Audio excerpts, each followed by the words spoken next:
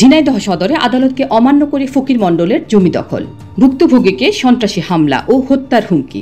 বিস্তারিত দেখুন জাহান আলীর প্রতিবেদনে। ঝিনাইদহ সদর উপজেলার গাড়ামারা গ্রামে জমি দখল নিয়ে উত্তেজনা দেখা দিয়েছে। মৃত কাদু মণ্ডলের ছেলে ফকির মণ্ডলকে একসময় এলাকাবাসী জমি সংক্রান্ত পরামর্শদাতা হিসেবে বিশ্বাস করলেও আজ তিনি পরিণত হয়েছেন এক ভয়ঙ্কর ভূমিদস্যুতে। অভিযোগ উঠেছে, পরামর্শের সুযোগে অন্যের জমি কৌশলে নিজের নামে রেজিস্ট্রি করে নেওয়ায় তার মূল কারবার। ভুক্তভোগী রাবেয়া খাতুন জানান, বাবার জমি তারা বরগাদি চাষ করতেন এবং নিয়মিত ধান পেতেন। পরে ফকির মণ্ডল প্রতারণার মাধ্যমে জমি নিজের নামে নথিভুক্ত করে নেন। রাবেয়া আদালতে মামলা করলে কোর্ট তার পক্ষে রায় দেয়, কিন্তু সেই রায়ের পরও জমি দখল করতে গেলে ফকির মণ্ডল, তার জামাই মনিরুল মণ্ডল সহ সন্ত্রাসীরা রাবেয়া ও তার ছেলের উপর হামলা চালায়। শুধু তাই নয়, ভয় দেখিয়ে বলে জমির উপর গেলে লাশ হয়ে ফিরতে হবে। কোনো মামলা মোকদ্দমায় গেছেন? হ্যাঁ, মামলা মোকদ্দমা চলছে। হ্যাঁ, তো এখন আমরা রায় পাইছি, আমরা এই জমি ছাড়ছে না। রায় পাওয়ার পরও জমি ছাড়ছে না, এমনকি আমরা ধরাধরি।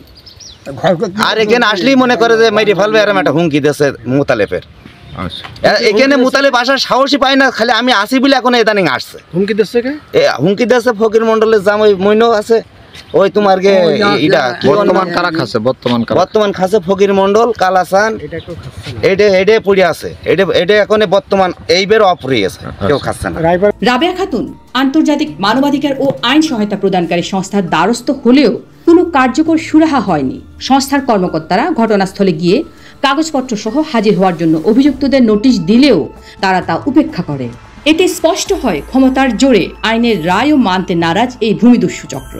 স্থানীয়দের অভিযোগ, ফকির মণ্ডলের বিরুদ্ধে জমি দখল, জাল রেজিস্ট্রি ও ভয়ভীতি প্রদর্শনের একাধিক অভিযোগ রয়েছে। তারা বলেছেন, আদালতের রায় কার্যকর না হওয়া ও পুলিশের নীরব ভূমিকায় তাকে আরও বেপরোয়া করে তুলেছে। সাধারণ কৃষকের জমি দখল করে হুমকি দেওয়া এখন তার নিত্যদিনের অভ্যাসে পরিণত হয়েছে। গাড়ামারা গ্রামে এই ঘটনায় আতঙ্ক ছড়িয়ে পড়েছে।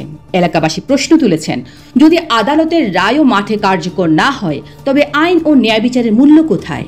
তারা অবিলম্বে প্রশাসনের কঠোর হস্তক্ষেপ দাবি করেছেন, যাতে রাবেয়া খাতুন ও তার পরিবার নিরাপত্তা পায় এবং ভূমিদস্যু ফকির মণ্ডলের দৌরাত্ম্য বন্ধ হয়। ঝিনাইদহ থানার ভারপ্রাপ্ত কর্মকর্তাকে কল দিলে তিনি জানান, এটা আদালতের বিষয়, আমাদের কোনো কিছুই করার নেই।